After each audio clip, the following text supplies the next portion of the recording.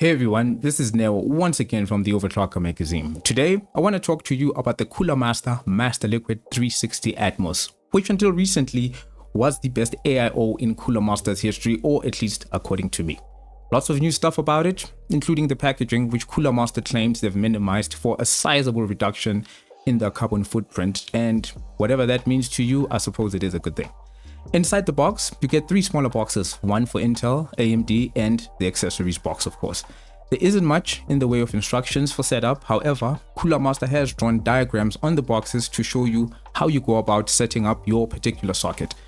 In the accessories box, there's also a QR code where you can scan it and you'll be taken to a more complete manual online. Cooler Master, as usual, includes quality thermal compound with the ATMOS. You also receive tube clips, fan and RGB cable splitters.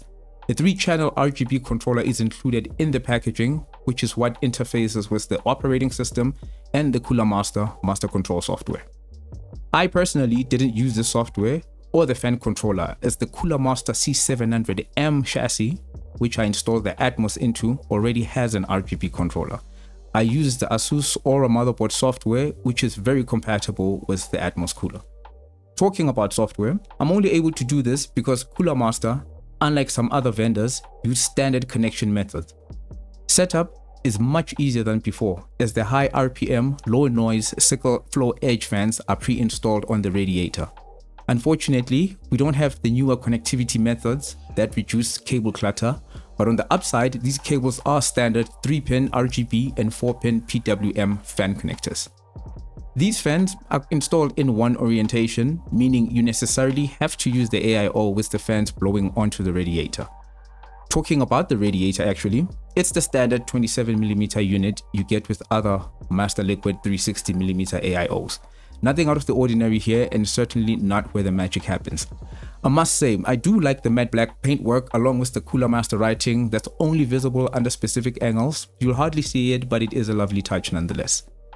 Where things are new is with the pump or cooling complex. Underneath the block, you'll find a honeycomb stencil or cutout. The point here is that you cover it with a thin layer of thermal compound, peel it off, and you have a perfect pattern for your CPU. The top of the block has different lighting zones and it's actually removable.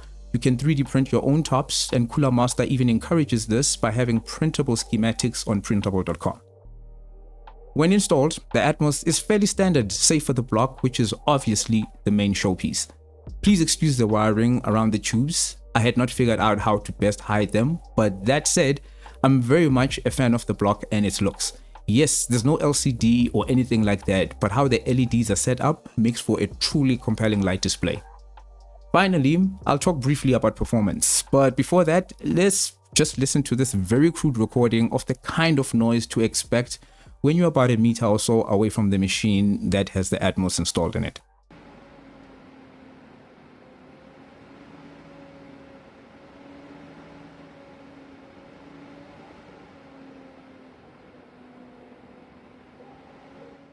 That said, the performance here is rather good. In fact, the ATMOS cooler is better than the last cooler I tested, which was excellent in its own right.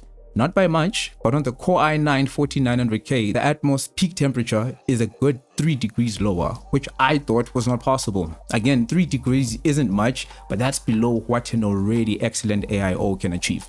All this performance is apparently because of the new dual chamber design. However, I say be it the cycle flow fans, the cold plate, the chamber, whatever it is, it seems to be working. Overall, I like the ATMOS cooler. Yes, it has far too many cables and there's no Threadripper support, but those are literally my only 2 complaints about it. It isn't available in SA yet, or rather it's hard to come by for some reason.